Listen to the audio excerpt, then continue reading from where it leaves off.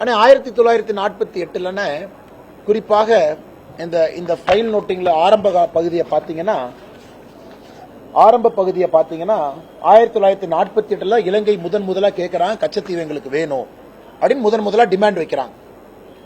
அப்ப இந்திய அரசு அப்பவே யோசிக்கிறாங்க, குறிப்பா பியூரோக்ரசியில, மினிஸ்டர் ஆஃப் எக்ஸ்டர்னல் அஃபேர்ஸ்ல நாம இலங்கையை கன்வின்ஸ் பண்ண முயற்சி பண்ணலாமா அப்படின்னு.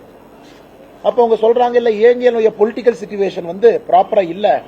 இது 1961 10/5 ஒரு காமன்வெல்த் செக்ரட்டரி குண்டிவி அவங்க ஃபைல் நோட்டிங்ல இலங்கையினுடைய பொலிட்டிக்கல் சிச்சுவேஷன் ரொம்ப சரியில்லாதனால இதை பத்தி நம்ம பேசுறது சரியா இருக்காது. ஆனா நாம் ஒரு விஷயத்தை புரிந்து கொள்ள வேண்டும், இந்தியா இலங்கைக்கு மட்டும் பணம் கொடுக்கல. $2.6 பில்லியன் எல்லோருக்கும் கொடுத்திருக்கின்றோம். அது குறிப்பா நீங்க கொடுக்கலாம், சைனாக்காரன் கொடுப்பான். சைனாக்காரன் கொடுத்தா மறுபடியும் நம்ம எங்க போறதுங்கண்ணா? அதனுடைய விளைவை நம்ம பார்த்துட்டோம். காங்கிரஸ் ஆட்சியில் இருக்கும் பொழுது குறிப்பாக 2009 போரை பார்த்தோம். குறிப்பாக இலங்கையினுடைய போர்ட் எல்லாம் சைனா கண்ட்ரோலுக்கு போனது 2014 முன்பு பார்த்தோம். 2014 பிறகு மோடி ஐயா போராடி இன்னைக்கு இலங்கை முழுவதுமாக இந்தியாவோடு நட்புறவில் இருக்கு. இதுக்குள்ள நான் பேச விரும்பலைங்க, அதெல்லாம் எக்ஸ்டர்னல் அஃபேர்ஸ் மினிஸ்டர் பேசுற சப்ஜெக்ட். நாங்கெல்லாம் சாதாரண ஒரு அரசியல் இருக்கக்கூடிய தொண்டர்கள், அதனால் நாம் இது பேசினா சரியா வராதுங்க. ஆனால் நாம் இன்னைக்கு பேச வேண்டியது, கச்சத்தீவு திரும்ப வர வேண்டும் என்றால் அது பண்டமாற்ற முறையில் வரக்கூடாதுங்க. இதை கொடுக்குற அதை கூடிய நாம் எதுவுமே வாங்காம தான் கச்சத்தீவை கொடுத்தோம். இலங்கைக்கு நாம் செய்திருக்கக்கூடிய உதவி என்பது தொப்புள் கொடி உறவு.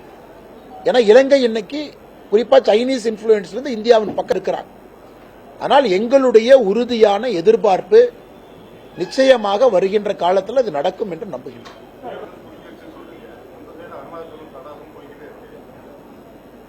போகலையே இல்லைங்கண்ணா. அருணாச்சல் எங்க போயிருக்கு, லடாக் எங்க போயிருக்கு, எங்க போயிருக்குண்ணா, எங்க போயிருக்கு, எங்க போயிருக்குண்ணா, எங்க போயிருக்கு.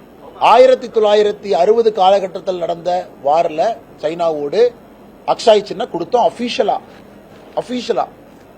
அது இன்னைக்கு சைனீஸ் ஆக்குபைடு காஷ்மீர்னு பேர் வேற வச்சிருக்கோம். அதே போல அருணாச்சல கொடுத்தோம்.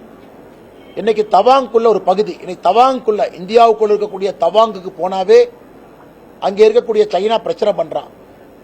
இன்னைக்கும் ஸ்டேப்பிள் விசா கொடுக்கறான். இதெல்லாம் யார் செய்ததுங்கன்னா காங்கிரஸ். அதாவது இந்தியாவுடைய வரைபடத்தை ஃபுல்லா ஆல்டர் பண்ணி எல்லா பகுதியும் கொடுத்திருக்காங்க. நாம் வந்த பிறகு நிறைய பீக்க கிளைம் பண்ணிருக்கோம். இல்லீகலாக யாரெல்லாம் நம்முடைய இடத்தை, குறிப்பா அக்ரெசிவ் சைனா பெரிய பெரிய பீக் எல்லாம் வின்டர் காலத்தில் பிடிக்கணும்னு நினைக்கிறாங்க. அதை நம்முடைய வீரர்கள் போராடி ஒரு இடமாக நாம் மீட்டுக் கொண்டிருக்கின்றோம். ஆமாம், நமக்கும் சைனாவுக்கும் பிரச்சனை இருக்கு. காரணம், சைனாவும் அக்ரெசிவா இருக்கிறாங்க, அந்த இடத்தை எடுக்கணும்னு நினைக்கிறாங்க. நாமளும் அக்ரெசிவா இருக்கோம், அந்த இடத்தை நாம் நமக்கு வச்சிருக்கணும். இதற்கு முன்பு பிடிச்ச இடத்தையும் எடுக்க வேண்டும் என்று நினைக்கின்றோம். அதிகாரப்பூர்வமாக எங்க நாம கொடுத்திருக்கோங்கண்ணா? சைனால சொன்னாங்களா அல்லது இந்தியன் அரசு சொல்லிச்சா? வேற யார் சொன்னாங்கண்ணா? அதனால் அதிகாரப்பூர்வமாக இந்தியாவுடைய எல்லை பகுதியை, குறிப்பாக காஷ்மீர் பகுதியும் அருணாச்சல் பகுதியும் சைனாவுக்கு கொடுத்திருப்பது காங்கிரஸ் தான். இன்னைக்கு காங்கிரஸ் எப்பெல்லாம் ஆட்சியில் இருக்காங்களோ பிரச்சனை தான். இன்னைக்கு இதெல்லாம் வெளியே வந்த பிறகு திசை மாற்றுவதற்காக காங்கிரசினுடைய தலைவர் மரியாதைக்குரிய மல்லிகார்ஜுன கார்கே அவர்கள் இதை பற்றி பேசிக் கொண்டிருக்கிறார்.